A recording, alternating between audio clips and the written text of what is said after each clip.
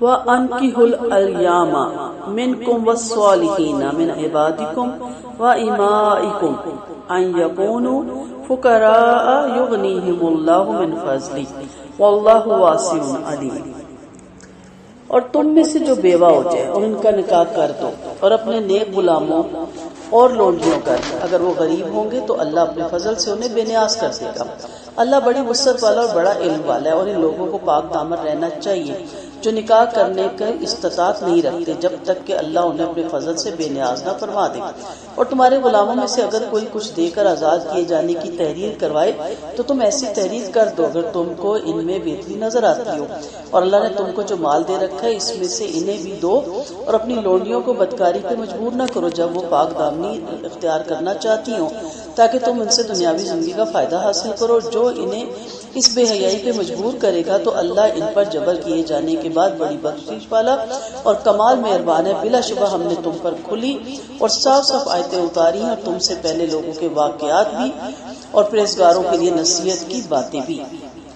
ان آیات میں بیوہ عورتوں کے نکاح کی ترغیب دی جا رہی ہے۔ نبی کریم صلی اللہ علیہ وسلم نے فرمایا، اے گروہ جوانان، یعنی اے جوانوں کے گروہ، تم میں سے جو نکاح کا اختیار رکھے وہ نکاح کر لے، کیونکہ نکاح نگاہ کو نیچی رکھتا ہے اور شرمگاہوں کی حفاظت کرتا ہے، اور جس کو قدرت نہ ہو تو اسے روزے رکھنے لازم ہونے چاہیے، کیونکہ روزے شہوت کو کمزور کر دیتے ہیں۔ ایامہ کا یہاں ذکر ہوا، ایامہ ایم کی جمع ہے، مجرود مرد اور مجرودہ عورت کو کہا جاتا ہے کہ خواہ کوارے ہوں یا شادی شدہ ہونے کے بعد بیوگی کی صورت میں یا طلاق کی صورت میں وہ اکیلے رہ جائیں۔ حق تعالیٰ نے نکاح کی رغبت دلائی اور آزاد اور غیر آزاد سب کو نکاح کرنے کا حکم دیا، اور غریبوں سے تو یہاں تک وعدہ کیا کہ جب آپ نکاح کریں گے تو اللہ تعالیٰ خود ہی آپ کو غنی کر دے گا۔ ابو بکر صدیق رضی اللہ عنہ نے فرمایا، حق تعالیٰ نے تم کو نکاح کرنے کا حکم فرمایا، اس کی اطاعت کرو، اللہ نے تم سے جو امیری کا وعدہ فرمایا وہ پورا فرمائے گا۔ ابن ابی حاتم کی روایت ہے۔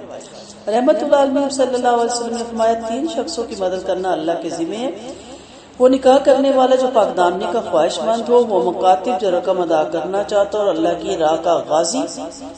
ابن ماجہ کی روایت ہے، آپ صلی اللہ علیہ وسلم نے اس شخص کا بھی نکاح کروا دیا جس کے پاس صرف ایک تہبند ہی تھا اور ایک لوہے کی انگوٹھی بھی میسر نہ تھی، اور مہر یہ مقرر فرما دیا کہ بیوی کو قرآن یاد کرا دے جتنا اس سے یاد ہو، کیونکہ آپ کو اللہ کے فضل و کرم سے یقین تھا کہ اللہ انہیں فراغی دے گا اور دونوں کی ضرورتیں اللہ پوری کرے گا۔ نکاح کا اختیار نہ رکھنے والے پاک دامن رہے، یہ بھی پھر حکم ہے۔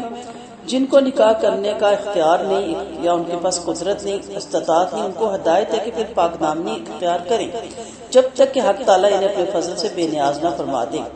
بخاری اور مسلم کی حدیث ہے کہ آپ نے فرمایا، جسے نکاح کی طاقت نہ ہو شہوت کمزور کرنے کے لیے روزے رکھے، اور یہ سب کے لیے ایسے لوگوں کے لیے حکم ہے جن کے نکاح میں تاخیر ہو رہی ہے۔ پھر فرمایا کہ اگر غلام مالکوں کو کچھ رقم دے کر آزاد ہونا چاہے تو وہ تحریر کریں کہ جب وہ رقم ادا کر دیں گے تو آزاد ہو جائیں گے، یعنی مالک اس میں مزاحمت نہ کرے بشرطیہ غلام کا کوئی ایسا پیشہ ہو جس کی وجہ سے وہ کما کر اپنے سردار کو مال ادا کر سکے۔ پھر فرمایا، بشرطیہ تم ان میں امانت یا صداقت یا مال یا پیشہ دیکھو۔ تو ایک مرسل روایت میں کہ آپ صلی اللہ علیہ وسلم نے یہ بھی خیر صلی اللہ علیہ وسلم سے یہ بھی خیر کی تفسیر پیشے سے آتی ہے، یعنی مطلب یہ کہ ایسے لوگوں پہ بوجھ بنا کر نہ چھوڑو۔ پھر فرمایا کہ اللہ کے دیے ہوئے مال میں سے انہیں بھی دو، یعنی کتابت کی رقم معاف کر دو، چوتھائی تہائی آدھی یا کچھ حصہ نہ لو، یا انہیں زکوٰۃ دو، یعنی مالک اور دوسرے مسلمان سے زکوٰۃ دے کر اس کو مکاتبت میں اس کی مدد کرے اور اس کو غلامی سے آزاد کروائے۔ عبداللہ بن ابی کے بارے میں یہ آیت اتری کہ اس کی لونڈیاں تھیں اور انہیں زنا کرنے پر مجبور کرتا تھا تاکہ دولت بھی ہاتھ آئے اور ان کی اولاد سے اس کی ریاست کی شان بھی بڑھے، یعنی اس وقت کے مالکوں کو یہ اختیار تھا، لیکن اسلام نے آ کے اس چیز کو منع کیا کہ آپ اپنی لونڈیوں کو اگر وہ پاک دامن رہنا چاہتی ہیں تو بدکاری پہ نہیں آمادہ کریں گے۔ اس بدبخت منافق کی عادت تھی کہ جب اس کے ہاں کوئی مہمان آ کر ٹھہرتا تو یہ لونڈی سے کہتا کہ اس کے پاس جا کر اس کو انٹرٹینمنٹ دو، اس کے ساتھ صحبت اختیار کرو، اس کی خاطر تواضع کرو، اس لونڈی نے ابو بکر کے پاس آ کر اس بات کی شکایت کی. آپ نے رحمۃ اللہ علیہ وسلم سے کہا. آپ نے حکم فرما دیا کہ اس سے اس لونڈی کو لے لیا جائے. لونڈی لے لی گئی. اب تو اس نے خوب شور و غل کیا کہ محمد صلی اللہ علیہ وسلم ہماری لونڈیاں چھین لیتے ہیں. ان کے بارے میں یہ آیت اتری تھی. واللہ اعلم. یہ جملہ کثرت کے اعتبار سے لایا گیا. فرمایا اگر وہ پاک دامن رہنا چاہیں یا بطور اکثریت کے فرمایا گیا تو اس کا یہی معنی ہے کہ اگر وہ پاک دامن نہ رہنا چاہیں تو انہیں زنا کرنے دیا جائے کیونکہ اس کا کوئی مفہوم نہیں ہے. زنا کی اجرت حرام. فرمایا کہ تم ان سے زنا کاری کرا کے دولت حاصل کرنا چاہتے ہو کیونکہ زنا کی اجرتیں بھی کھاؤ اور اولاد بھی پیدا ہو. وہ بھی چونکہ لونڈی غلام ہوگی اس لیے اسے بھی بیچ کر دولت مند بنو. رحمۃ اللہ علیہ وسلم نے بچھنے لگانے والے کی کمائی سے، زنے کی اجرت سے اور غیب کی باتیں بتانے والے مزدوری سے منع فرمایا. ایک روایت میں کہ زنا کار عورت کی اجرت گندی ہے، بچھنے لگانے والے کی اجرت گندی ہے اور کتے کی قیمت گندی ہے. پھر فرمایا کہ کسی سے جبرن زنا کروایا جائے تو اس بیچاری مظلومہ پر اللہ کی کوئی پکڑ نہیں ہوگی. تو یہ تھوڑی سی تفصیل میں نے آپ کو بتا دی. اور جیسے میں نے کہا کہ اگر وہ پاک دامن رہنا چاہے یہ بطور اکثریت کے فرمایا گیا اور اس کا یہ معنی نہیں ہے کہ اگر وہ پاک دامن نہ رہنا چاہے تو انہیں زنا کرنے دیا جائے کیونکہ اس میں یہ مفہوم نہیں نکلتا. ہر ایک کو زنا کی سے بچنا چاہیے. اللہ نور السماوات والارض مثل نورہ کمشکاۃ فیہا مصباح المصباح فی زجاجہ الزجاجۃ کأنہا کوکب دری یوقد من شجرۃ مبارکۃ زیتونۃ لا شرقیۃ ولا غربیہ. اللہ آسمان و زمین کا نور ہے. اس کے نور کی مثال ایک تاک کی طرح ہے جس میں ایک چراغ ہو. یہ چراغ شیشے والی قندیل میں ہو اور یہ قندیل ایک درخشاں اور روشن تاری کی طرح ہو اور وہ چراغ ایک برکت والے درخت زیتون کے روغن سے جلایا جا رہا ہو جو درخت نہ مشرقی ہو نہ مغربی. یہ تو خود بخود ہی جلنے لگے اگرچہ اس سے آگ بالکل نہ لگی ہو. نور پر نور. اللہ جسے چاہتا ہے اپنے نور کی رہنمائی فرماتا ہے اور اللہ لوگوں کے لیے مثالیں بیان فرماتا ہے اور اللہ ہر چیز کو خوب جاننے والا ہے. یعنی اللہ ہی آسمان و زمین والوں کا رہنما ہے. وہی دونوں میں تار کا اور سورج اور چاند کا انتظام فرماتا ہے. یہ مومن کی مثال ہے. وہ دونوں میں تاروں کا اور سورج اور چاند کا انتظام فرماتا ہے. یہ مومن کی مثال ہے جس کے دل میں حق تعالیٰ نے ایمان اور ایمان کی دولت قرآن کی دولت ودیت فرمائی. بس دراصل اللہ ہی کے نور سے آسمان اور زمین روشن ہے.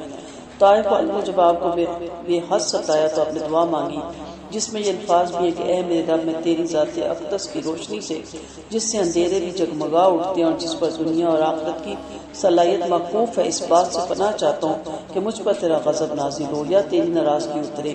تیرے لیے اطاعت ہے جب تک کہ تو راضی نہ ہو جائے. ہر طرح کی قوت اور طاقت اللہ ہی کے ساتھ ہے. یہ سیرت ابن اسحاق میں یہ ہمیں روایت ملتی ہے.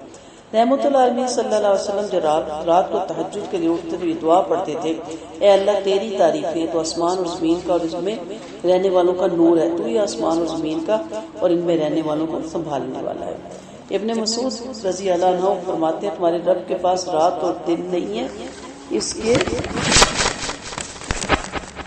چہرے کے انور کے نور سے عرش بھی منور ہے. سو مومن کی مثال دی گئی یعنی مومن کے دل میں اللہ کی ہدایت کی مثال تاک میں رکھے ہوئے ایک چراغ کی طرح ہے. ابن عباس فرمایا یا مومن کے دل کی نور کی مثال تاک میں رکھے ہوئے ایک چراغ کی طرح ہے. حق تعالیٰ نے مومن کے دل کو اور اس کی فطری ہدایت کو اور قرآنی تعلیمات کو جس کے عین فطرت کے مطابق تشبیہ دی.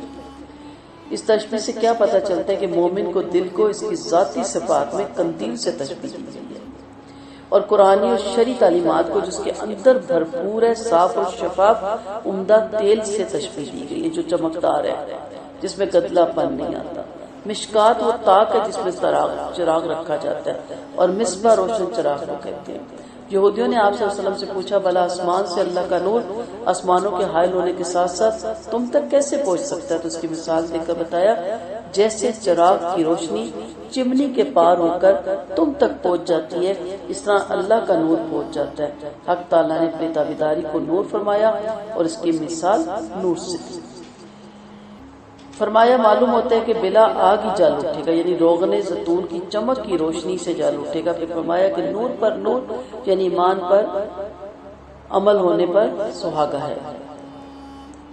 سمپل سی مثال ہے کہ جیسے آپ لائٹ دیکھتے ہیں، بلب دیکھتے ہیں، تو آپ کو پتا ہے کہ بلب جو روشنی دے رہا ہے شیشے کے اندر وہ تاریں نہیں نظر آ رہی ہوتی، صرف بلب کی لائٹ نظر آ رہی ہوتی ہے، لیکن اگر آپ بند کریں تو دیکھ کے اس کے اندر وہ باریک تاریں ہوتی ہیں جو پیچھے سے اس کو کنیکشن لگا ہوتا ہے۔ اسی طرح مومن بھی جو ہے وہ اللہ کے نور ہی سے جگمگا ہوتا ہے، اور اس کا جو سینہ ہے وہ اس مشکات کی طرح ہے، اس جس کے اندر رکھا جاتا ہے، دیے کو کہتے ہیں، لائٹ کو کہتے ہیں، اور پھر جو اس کو اللہ کی طرف سے ہدایت اور رہنمائی ملتی جاتی ہے تو وہ روشنی پھیلاتا چلا جاتا ہے اور آر پار ہر جگہ اس کا نور پہنچ جاتا ہے۔ دلوں کی اقسام بھی ہے۔ رحمت اللہ علیہ صلی اللہ علیہ وسلم نے فرمایا دل 4 قسم کے ہوتے ہیں: بے حد مجرب دل جو چراغ کی طرح جگمگاتا ہے، غلاف والا دل جو غلاف میں بند ہوتا ہے، اوندھا دل اور پھر پھرا ہوا دل۔ پہلا دل تو مومن کا ہے جس کے چراغ میں سے اس کا نور ہے، دوسرا دل کافر کا ہے، تیسرا دل منافق کا ہے کہ جان بوجھ کر حق کا منکر ہوتا ہے، اور چوتھا دل وہ دل ہے جس میں ایمان اور نفاق ملا جلا ہے۔ اس میں ایمان کی مثال ترکاری سی ہے جس کو پاکیزہ پانی بڑھ آ رہا ہے، اور نفاق کی اس پودے کی سی ہے جس میں خون اور پیپ بڑھتی چلی جا رہی ہے۔ جو مادہ زیادہ غالب آ جاتا ہے وہی دل پہ چھا جاتا ہے۔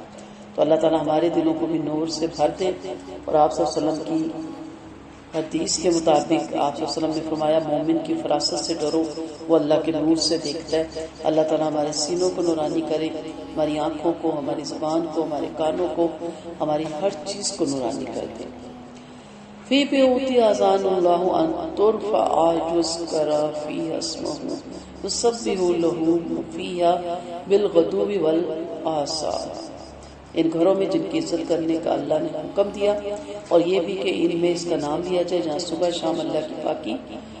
ایسے لوگ بیان کرتے ہیں جن کا کاروبار اور خرید و فروخت اللہ کے ذکر سے، نماز کو پابندی کے ساتھ پڑھنے سے اور زکوٰۃ ادا کرنے سے غافل نہیں کرتی۔ وہ تو ایسے دن سے لرزتے رہتے ہیں جس میں بہت سے دل اور بہت سی آنکھیں الٹ جائیں گی، تاکہ اللہ انہیں ان کے عملوں کا بہت ہی اچھا بدلہ دے اور اپنے فضل و کرم سے مزید بھی دے۔ اللہ جس سے چاہتا ہے بے حساب روزی عطا فرماتا ہے۔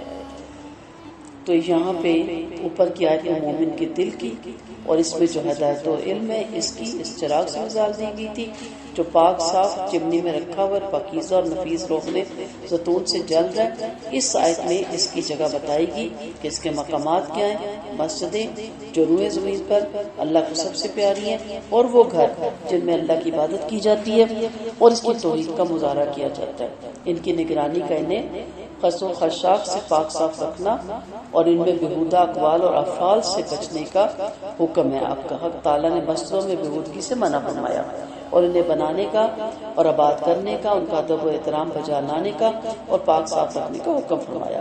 مسجدوں کے بنانے کے بارے میں ان کے ادب و احترام میں انہیں پاک صاف رکھنے میں اور ان میں خوشبو لگانے میں بہت سی خصوصیات ہیں۔ نبی کریم صلی اللہ علیہ وسلم نے فرمایا جس نے اللہ کی رضا کے لیے مسجد بنائی، اللہ اس کے لیے اس کے مثل جنت میں گھر بنائے گا۔ جس نے مسجد بنائی جس میں آپ صلی اللہ علیہ وسلم کا فرمان ہے جس میں اللہ کا ذکر کیا جائے، اللہ اس کے لیے جنت میں گھر بنائے گا۔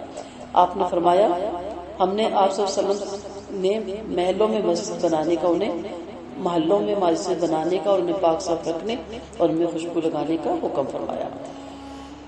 بہت سی حدیثیں مل جاتی ہیں جس میں مسجدیں بنانے کی بہت زیادہ فضیلت ملتی ہے۔ اور دوسری چیز ہے کہ ایسے گھر جہاں جیسے مدارس ہوتے ہیں، کچھ لوگوں نے اپنے گھر میں صبح شام اللہ تعالیٰ کی ذکر کی مجلس سے مرتب کرتے ہیں، اور یہی گھر پسندیدہ ہے اور یہی مومن کا گھر ہونا چاہیے جس میں صبح شام اللہ کا ذکر ہو، صبح کے اذکار ہو، شام کے اذکار ہو۔ اس میں بھی فالتو باتیں کرنے سے منع فرمایا، یہ اس کی حرمت کے خلاف ہے۔ ایک گھر کی یہ حرمت ہے، آپ آئیں اللہ کی بات پوچھیں، نبی کی حدیث پوچھیں، ایک دوسرے سے دین کی بڑھوتی کا پوچھیں، اپنے نفاق کا پوچھیں، اپنی برائیوں سے بچنے کا طریقہ پوچھیں۔ وہاں بیٹھ کے پورے اہل محلہ کی گفتگو یا لوگوں کو ڈسکس نہ کریں، اس چیز کا گناہ ہے۔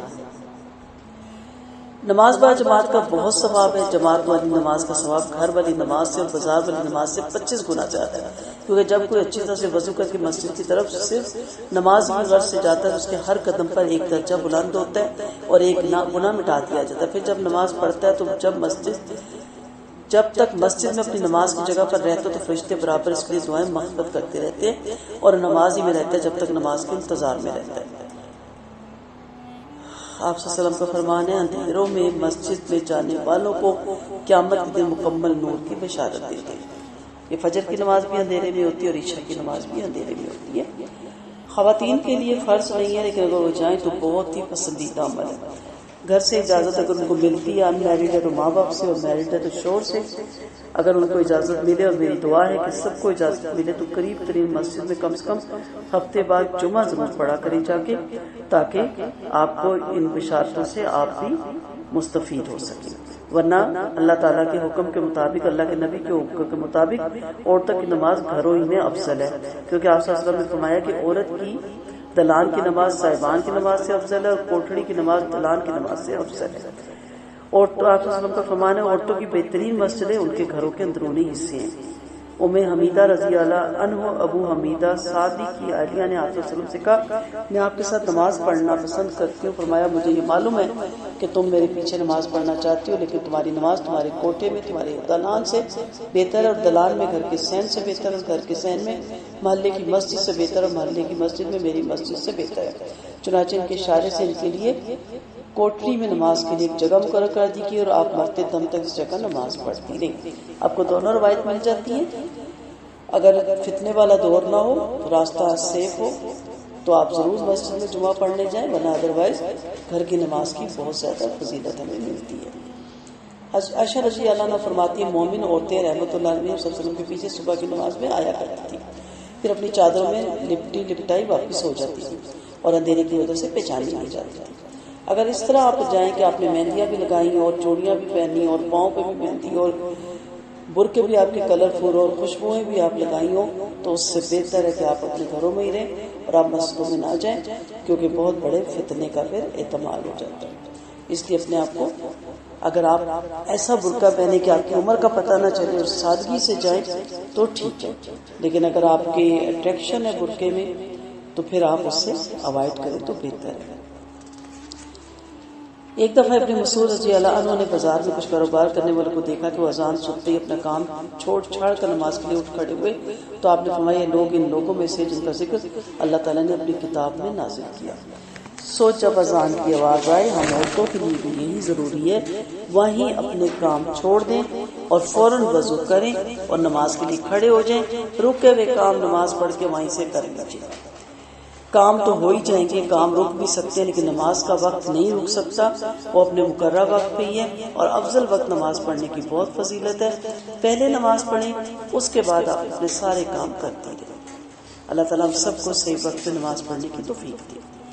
والذین کفروا اعمالهم کسراب بقیعۃ یحسبه الظمآن ماء، اور کافروں کے علم چٹیل میدان میں چمکتے ہوئے ریت کی طرح ہے، جس کو پیاسا دور سے پانی سمجھ لیتا ہے، لیکن جب اس کے پاس پہنچتا ہے اسے کچھ بھی نہیں پاتا، اور وہ اللہ کو اپنے پاس پائے گا، پھر وہ اس کا حساب بلا کسی کمی بیشی کے چکا دیں گے، اور اللہ بہت جلدی حساب لینے والا ہے۔ یہ انتہائی گہرے سمندر کی تہہ والے اندھیرے کی طرح ہے، جہاں اوپر تلے والی موجوں نے چھپا رکھا ہوا ہو، پھر اس پر بادل جھکا ہوا ہو، غرض اوپر تلے اندھیرے ہی اندھیرے ہیں۔ جب وہ ہاتھ نکالتا ہے تو ہاتھ تک سجائی نہیں دیتا، اور جس کو اللہ ہی نور عطا نہ فرمائے تو پھر اس کے پاس کسی طرح کی بھی روشنی نہیں ہوگی۔ دو قسم کی مثالیں دی گئی، ایک مثال کیا دی گئی؟ کافر کی۔ دونوں مثالوں میں پہلی مثال اس کافر کی ہے جو لوگوں کو کفر کی دعوت دیتا ہے اور یہ خیال کیے بیٹھا ہے کہ وہ بھی کچھ ہے اور ان کے عمل اور عقیدے صحیح ہیں، حالانکہ کچھ بھی نہیں۔ ان کی مثال میدان میں اس چمکتے ہوئے ریت کی ہے جو دور سے پانی دکھائی دیتا ہے، اور بھاگے بھاگے جب اس کے پاس جائے تو پتہ چلتا ہے وہ سیراب ہے، اور وہ موجیں جو تھی وہ ریت کی موجیں تھی۔ یہی حال ان کا ہوگا کہ جو اپنی طرف سے نیک اعمال کریں اور سمجھ لیں کہ ہمارے عقیدے ٹھیک ہیں، اور اس خوش فہمی کے کہ ہمیں بڑا اجر ملے گا، جب یہ اللہ کے پاس پہنچیں گے تو وہاں ان کو کچھ بھی اجر نہیں ملے گا، انہیں کوئی صلہ نہیں ملا جائے گا، اور ان کا حساب کتاب ہوگا، ان کی کرتوتوں پہ گرفت ہوگی، تو اس کے پاس کچھ بھی نہ ہوگا، نہ اخلاص اور نہ ہی عقیدہ اس کا درست ہوگا۔ اس لیے اپنا عقیدہ صحیح کریں اور اپنا اخلاص صحیح رکھیں۔ پھر دوسری مثال بھی دی گئی کہ مثال کس طرح کی ہے کہ آپ دیکھیں گے سمندر ہے، سمندر میں کس قدر اندھیرا ہوتا ہے، اوپر سے کالی رات بھی ہو اس میں بھی اندھیرا ہو، بادل بھی کالے سیاہ ہو اس میں بھی اندھیرا ہو، اور اتنا بڑے سمندر میں اپنا ہاتھ بھی نکالے تو دکھائی نہ دے۔ یہی مثال کافر اس مقلد کی ہے جس کے دل میں جو اپنے قائد کے حالات سے بے خبر ہو اور خبر ہی نہ ہو کہ کدھر جا رہا ہے۔ ایسے لوگوں کی مثال اس جاہل کی طرح سی ہے جس سے پوچھا گیا کہ کدھر جا رہے تو بولا لوگوں کے ساتھ جا رہا ہوں، پوچھا لوگ کدھر جا رہے ہیں، بولا مجھے نہیں معلوم۔ ایسے کافروں کے دلوں، کانوں اور آنکھوں کی جھلیاں دریا کے اوپر تلے والی موجوں کی طرح۔ پھر فرمایا جو اللہ کی روشنی سے محروم رہا اسے روشنی میسر ہی نہیں، جس کو اللہ نے ہدایت نہ دی وہ جاہل ہے، حیران سرگردہ ہے، ہلاک ہونے والا ہے۔ سو بھیڑ چال چل رہے ہیں، دیکھے تو صحیح جا کہاں رہے، تماشبین بند بنے، جہاں کسی نے 4 تالیاں بجائی آپ نے بھی کھڑے ہو کے تالیاں بجا دی، جہاں کسی نے کوئی بدعت کی، کوئی نیا ڈنگوسلا بنایا آپ نے اس کے پیچھے چل پڑے۔ وہ دیکھے تو صحیح سب کیا ہو رہا ہے، تحقیق کرے تاکہ ایسا نہ ہو کہ اس جاہل کی مانی تو کہ وہاں جا کے پتہ چلے کہ کسی چیز کا بھی ثواب نہیں۔ کیا آپ نے دیکھا نہیں کہ آسمان و زمین کی تمام چیزیں اوپر پر پھیلا کر اڑنے والے تمام پرندے حق تعالیٰ کے باقی بیان کریں، ہر ایک کو اپنی اپنی نماز و تسبیح معلوم ہے، اور ان کے عملوں سے اللہ اچھی طرح واقف ہے، اور آسمان و زمین پر اللہ ہی کی سلطنت ہے اور اسی کی طرف لوٹ کر جانا ہے۔ کیا آپ نے دیکھا نہیں کہ اللہ بادلوں کو ہانکتا ہے پھر انہیں باہم ملا دیتا ہے، پھر انہیں طے بتہ بنا دیتا ہے، پھر تم ان میں سے نینا برستے ہوئے دیکھتے ہوئے آسمانوں سے اولوں کے پہاڑوں میں سے اولے برساتا ہے، اور پھر جن پر چاہتا ہے ان کے پاس برسا دیتا ہے، اور جن سے چاہتا ہے ان سے ہٹا دیتا ہے۔ قریب ہے کہ اس کی بجلی چمک کر نگاہیں اچک لے، وہی دن رات کو عدل بدل کر لیتا ہے، یقیناً اس میں آنکھوں والوں کے لیے بڑی بڑی عبرتیں ہیں۔ وَاللَّهُ خَلَقَ كُلَّ دَابَّةٍ مِّن مَّاءٍ فَمِنْهُم مَّن يَمْشِي عَلَىٰ بَطْنِهِ وَمِنْهُم مَّن يَمْشِي عَلَىٰ رجلين ومنهم من يمشي على 4 يخلق الله ما يشاء ان الله على كل شيء قدير۔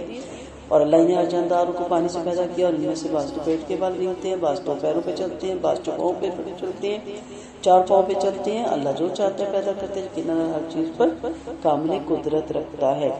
بلا شبہ ہم نے صاف صاف آیتیں اتاری ہیں، اور اللہ جسے چاہتا ہے سیدھی راہ دکھا دیتا ہے۔ یہ کہتے ہیں ہم اللہ پر اس کے رسول پر ایمان لے اور اطاعت والے بن گئے، پھر اس کے بعد ان میں سے ایک گروہ پھر جاتا ہے اور یہ ایمان والے نہیں ہیں۔ جب انہیں اللہ کے اس رسول کی طرف بلایا جاتا ہے تاکہ اللہ کے رسول ان کے جھگڑوں کا فیصلہ فرماتے تو فوراً ان کی ایک جماعت اعراض کرنے لگتی ہے، اور اگر انہیں کوئی حق پہنچنے والا ہو تو آپ کی طرف سر جھکائے چلے آتے ہیں کہ کیا ان کے دلوں میں روگ ہے یا شک میں پڑے ہوئے اس بات کا ڈر ہے کہ ان پر اللہ اور اس کا رسول ظلم فرمائے گا۔ نہیں بلکہ یہی بے انصاف ہے۔ ایمان والوں کو جب اللہ کی اور اس کے رسول کی طرف بلایا جاتا ہے کہ رسول ان کے جھگڑے چکا دے تو ان کا قول یہی ہوتا ہے کہ وہ عرض کرتے ہیں کہ ہم نے سن لیا اور اطاعت پر راضی ہوگی۔ یہی کامرانی حاصل کرنے والے جو اللہ کی اور اس کے رسول کی اطاعت کرے اور اللہ سے ڈرتے رہے اور اس کا دلوں پہ خوف رکھیں وہی کامیاب ہوں گے۔ انہوں نے پکی قسمیں کھا کر کہا کہ اگر آپ انہیں حکم فرمائیں گے تو نکل کھڑے ہوں گے۔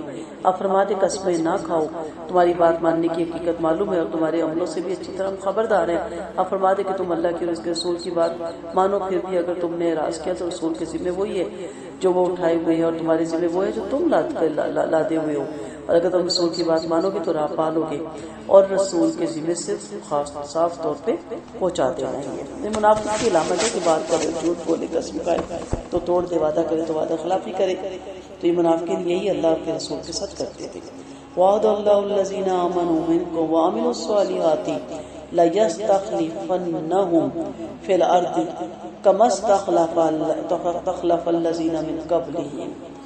اللہ نے تم میں سے ایمان والوں سے اور اچھے عمل کرنے والوں سے وعدہ فرما لیا کہ وہ یقیناً زمین کا خلیفہ بنائے گا جیسے کہ اس نے ان سے پہلوں کو خلیفہ بنایا، اور یقیناً ان کے لیے ان کے اس دین کو قائم کر دے گا جسے وہ ان کے لیے پسند کر چکا، اور ضرور ان کے خوف کو امن سے بدل دے گا، اور میری عبادت کرتے ہیں اور میرے ساتھ کسی کو شریک نہیں کرتے، اور جو اس کے بعد ناشکری کرے وہی فاسق ہے۔ تو اللہ تعالیٰ نے اپنے محبوب رسول اللہ صلی اللہ علیہ وسلم سے وعدہ فرمایا کہ آپ کی امت کو دنیا کا بادشاہ اور لوگوں کا پیشوا اور ان کا حاکم بنا دے گا۔ ان سے دنیا کے مختلف علاقوں اور ملکوں کی اصلاح ہوگی، دنیا ان کے زیر نگی آئے گی اور انہیں خوف کے بعد امن اور بے خوفی نصیب ہوگی۔ الحمدللہ اللہ تعالیٰ نے اپنا وعدہ پورا فرمایا تھا، اسے پورا کر دیا تھا۔ آپ صلی اللہ علیہ وسلم کی زندگی میں مکہ، خیبر، بحرین، طائف اور تمام جزیرہ عرب اور یمن کے تمام علاقے مسلمانوں کے قبضے میں آ گئے تھے۔ آپ نے ہجر کے مشرکوں سے ٹیکس وصول فرمایا تھا، اور شام کے بعض علاقوں سے بھی، شام، روم اور ہرقل نے، شاہ مصر نے، شاہ اسکندریہ نے، امان کے بادشاہوں نے اور نجاشی شاہ حبشہ نے، سب نے آپ صلی اللہ علیہ وسلم کی خدمت گرامی میں تحفے طوائف بھیجے تھے، اور اس کے بارے میں تو آتا ہے شاہ حبشہ کے لیے وہ مسلمان بھی ہو گئے تھے، اللہ ان پر اپنا رحم فرمائے، انہیں وہاں کی بارے دکھائے۔ پھر جب رحمۃ اللہ صلی اللہ علیہ وسلم دنیا سے سدھار گئے تو آگ تعالیٰ نے آپ کو اپنے معزز مہمانی کے لیے چن لیا، تو آپ کے بعد آپ کی جگہ سے ابوبکر بلا اتفاق خلیفہ بنائے گئے، اور آپ نے بھی فتنہ ارتداد کو دبایا، حکم عرب کی حکومت کو مضبوط بنایا، خالد بن ولید کی سرگردگی میں لشکر بھیجے اور ہر طرح کی فتوحات کی، اور ہر طرف اسلام کا ڈنکا ہو گیا، ہر طرف اسلام کا زور پھیل گیا۔ معاذ بن جبل کہتے ہیں کہ ایک دفعہ میں سواری پہ آپ صلی اللہ علیہ وسلم کے پیچھے بیٹھا ہوا تھا، میرے اور آپ کے درمیان پلان کی لکڑی ہی تھی، آپ نے آواز دی معاذ، میں نے کہا لبیک یا رسول اللہ۔ پھر آپ نے تھوڑی دیر چل کر پھر آواز دی معاذ، میں نے کہا اللہ کے رسول لبیک۔ تھوڑی دیر چل کر پھر آپ نے آواز دی معاذ، میں نے کہا اللہ کے نبی لبیک۔ میں حاضر ہوں، فرمایا جانتے ہو اللہ کا بندوں پر کیا حق ہے؟ میں نے کہا اللہ اور اس کا رسول خوب جانتا ہے۔ فرمایا اللہ کا بندوں پر یہ حق ہے کہ وہ اسی کی عبادت کرے اور اس کے ساتھ کسی کو شریک نہ کرے۔ پھر تھوڑی دیر چل کر فرمایا معاذ، میں نے کہا جی یا رسول اللہ صلی اللہ علیہ وسلم۔ فرمایا جانتے ہو جب بندہ توحید پر جم جائے گا اور شرک سے بیزار ہو جائے گا تو بندوں کا اللہ پر کیا حق ہوگا؟ میں نے کہا اللہ اس کا رسول خوب جانتا ہے۔ فرمایا بندوں کا اللہ پر یہ حق ہوگا کہ وہ انہیں سزا نہ دے۔ پھر فرمایا کہ اس کے بعد جو میری اطاعت سے باہر ہوا وہ اپنے رب کے حکم سے نکل گیا، یہی بات گناہ کبیرہ کے لیے کافی ہے، چونکہ صحابہ کرام رضی اللہ عنہ رحمۃ اللہ علیہ صلی اللہ علیہ وسلم کے بعد اللہ کے کام انتہائی قائم رکھنے والے اور اللہ کے بے حد مطیع تھے، اس لیے اللہ نے ان کے ایمان کے مطابق مدد فرمائی۔ ان بزرگوں نے اللہ کا حکم مشرق اور مغرب تک پھیلا دیا، حق تعالیٰ نے بھی ان کو کمال قوت بخشی اور ان کو تمام شہروں کا اور لوگوں کا حاکم بنا دیا۔ ان کے بعد جب لوگوں میں احکام باجا لانے میں سستی پیدا ہونے لگی تو اس کے مطابق ان میں پھر تنزلی آنا شروع ہو گئی۔ رحمت عالم صلی اللہ علیہ وسلم نے فرمایا کہ میری امت کی ایک جماعت ہمیشہ حق پہ قائم رہے گی، انہیں چھوڑنے والے ان کے مخالف قیامت تک ان کا بال بھی بیکا نہ کر پائیں گے۔ ایک روایت میں کہ جب تک اللہ کا حکم نہ آ جائے اس حالت میں کہ وہ اسی پر ہوں، ایک روایت یہ بھی ہے کہ جب تک دجال سے جنگ نہ کر لیں، اور ایک روایت یہ بھی ہے کہ جب تک حضرت عیسیٰ علیہ السلام بن مریم نہ اتر آئے، اسی حال میں کہ وہ غالب ہوں گے۔ تمام روایتیں آپ کو حدیث کی کتابوں میں مل جاتی ہیں۔ وَأَقِيمُوا الصَّلَاةَ وَآتُوا الزَّكَاةَ وَأَطِيعُوا الرَّسُولَ لَعَلَّكُمْ تُرْحَمُونَ، اور نماز قائم رکھو، زکوٰۃ ادا کرو، رسول کی بات مانو تاکہ تم پہ رحم کیا جائے۔ آپ ان کافروں کے بارے میں خیال نہ کریں کہ ادھر ادھر بھاگ کر ہمیں ہرا دیں گے، ان کا ٹھکانہ جہنم ہے جو بہت ہی برا ٹھکانہ ہے۔ اے ایمان والو، تم میں سے تمہارے غلاموں کو اور نابالغ بچوں کو 3 وقتوں میں تم سے اجازت لینی چاہیے، صبح کی نماز سے پہلے اور دوپہر کو جو تم اپنے کپڑے اتار دیتے ہو اور عشاء کی نماز کے بعد۔ یہ تینوں وقت تمہارے پردے کے، ان کے علاوہ تم پر اور ان پر کوئی حرج نہیں کہ تم کثرت سے ایک دوسرے کے پاس آتے جاتے ہو۔ اسی طرح اللہ تعالیٰ اپنے احکام صاف صاف بیان فرماتا ہے اور اسے خوب جاننے والا اور بڑی حکمت والا۔ اور جب تمہارے بچے بالغ ہو جائے تو انہیں بھی اجازت مانگنی چاہیے، جیسے ان سے پہلے کے بڑے اجازت مانگتے تھے، اسی طرح اللہ اپنے احکام تمہارے سامنے کھول کر بیان کرتا ہے اور اللہ خوب جاننے والا اور بڑی حکمت والا ہے۔ اور وہ معمر عورتیں جن کو نکاح کی خواہش ہی نہ رہی ہو، ان پر کپڑے اتارنے میں کوئی گناہ نہیں، بشرطیہ آرائش زائد نہ کرے، اور ان کا احتیاط کرنے کے لیے اچھا اللہ خوب سننے والا اور خوب جاننے والا ہے۔ اب یہاں پہ پھر کچھ احکامات آگے۔ اس آیت میں رشتہ داروں سے اجازت لے کر آنے کا بیان ہے، اور آیت میں اجنبیوں کے لیے حکم تھا کہ فرمایا 3 وقتوں میں 3 غلاموں، خادموں اور نابالغ بچوں کو بھی اجازت مانگ کر آنا چاہیے۔ صبح کی نماز سے پہلے، کیونکہ اس وقت لوگ اپنے اپنے بستروں پہ سوئے ہوئے ہوتے ہیں اور عموماً وہ کپڑے پہنتے ہیں جو کہ سمپل اور سادہ ہوتے ہیں اور ایزی ہوتے ہیں، کیونکہ اس وقت بھی انسان نہ معلوم کس حال میں ہو۔ پھر اسی طرح دوپہر کے وقت بھی جب انسان ایزی ہوتا ہے، ریسٹ کرنا چاہتا ہے، قیلولہ کرنا چاہتا ہے، سونا چاہتا ہے، تو اپنے خوبصورت کپڑے، آرائش والے کپڑے یا پردے کے کپڑے اتار کے ایزی کپڑے پہن کے لیٹ جاتا ہے۔ پھر عشاء کی نماز کے بعد کیونکہ اس کو پتا ہوتا ہے کہ اب سونا ہے، سب کام سے فارغ ہو گیا، تو اس وقت بھی خادم اور غلام اور بچوں کو حکم دیا کہ اگر اس وقت ضرورت پڑ بھی جائے، کوئی کام پڑ بھی جائے، تو اس وقت پھر اجازت مانگے، اگر اندر اجازت ملے تو آ جائیں، اگر اجازت نہ ملے تو واپس چلے جائیں، ٹھیک ہے، تاکہ وہ اپنے پراپر کپڑے پہن سکے۔ بعض دفعہ کہتے ہیں 1 منٹ، تو اس کا مطلب سمجھ آنا چاہیے کہ ان کو اپنے ڈریس کو درست کرنا ہے۔ تو اس میں اس آیت کا حکم بدستور باقی ہے، مگر لوگ اس پر عمل نہیں کرتے۔ ابن عباس نے بھی اس بات کی شکایت کی تھی کہ لوگوں نے 3 آیتوں پر عمل کرنا چھوڑ رکھا ہے، ایک تو اس آیت پر اور دوسری سورۃ نساء کی آیت تھی آیت نمبر 8 اور تیسری حجرات کی آیت نمبر 13 تھی۔ ٹھیک ہے، ابن عباس فرماتے ہیں کہ لوگوں نے اجازت لینے کی آیت پر عمل چھوڑ دیا، میں نے تو اپنی اس لونڈی کو بھی ہدایت کر رکھی ہے کہ اجازت لے کر آیا کرے۔ تربیت کا فقدان ہے، تربیت کرنی ہم نے چھوڑ دی ہے۔ یہ تربیت ہونی چاہیے کہ انسان اپنے بیڈ روم میں ایزی ہو اور پتہ ہو کہ ٹھک اس کے سر پہ کوئی آن کے نہیں بولے گا۔ ضروری نہیں کہ دروازہ لاک ہی ہو، ویسے احتیاطاً لاک کر لیں، لیکن اپنے بچوں کو یہ طریقہ بتائیں کہ آپ اپنی بہن بھائیوں کے بیڈ روم میں بھی جائیں تو ناک کریں، باہر کھڑے ہوں، کھلا بھی ہو، اور اگر وہ کہ کھلا ہے آ جاؤ تو پھر اندر جائیں۔ کیا آپ کو اچھا لگتا ہے کہ کوئی اس طرح کا کام کر رہا ہو، کوئی اپنی کپڑے بدل رہا ہو اور میں ٹھک دروازہ کھولنے، آدھے کپڑے وہ پہن چکا اور آدھے اس نے نہ پہنے ہو؟ تو یہ ساری چیزیں اس میں آتی ہیں۔ جیسے ایک صحابی نے کہا یا رسول اللہ میری والدہ ہے اور ان کا میرے سوا کوئی نہیں ہے، تو کیا میں بھی دروازہ کھٹکھٹا کے جاؤں؟ تو آپ نے کہا بالکل، کیا تم اپنی ماں کو اس حالت میں دیکھنا چاہتے ہو جو پسند نہ کرے کہ میرا بیٹا مجھے اس حال میں دیکھے؟ تو بعض انسان ایسے کاموں میں مشغول ہوتا ہے اور کوئی بغیر بتائے ٹھک سر پہ آ جائے تو انسان نہ ادھر کا رہتا ہے نہ ادھر کا رہتا ہے۔